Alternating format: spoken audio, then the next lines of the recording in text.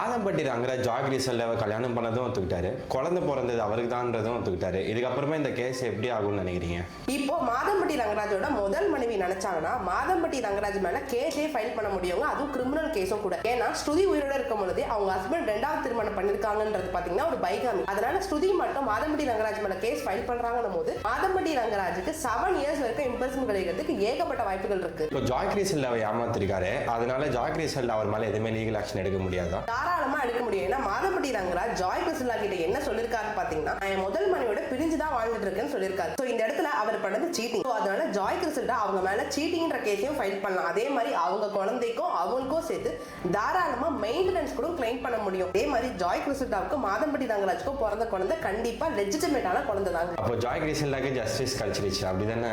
அப்படிதான் எல்லாரும் நினைச்சிட்டு இருக்காங்க. சோ அது அப்படிதான் இருக்கும், நம்ம எல்லாரும் நம்புறோம். ஜாய் கிறிஸ்டலா கிடைச்சது நியாயமா இல்ல என்ன நினைக்கிறீங்கன்றதை கண்டிப்பா கமெண்ட்ஸ் சொல்லுங்க. இன்ட்ரெஸ்டிங்கா சொல்லி கொடுத்துட்டு இருக்க உங்க ஹரணியா பேஜை ஃபாலோ பண்ண மறந்துடாதீங்க. தேங்க்யூ.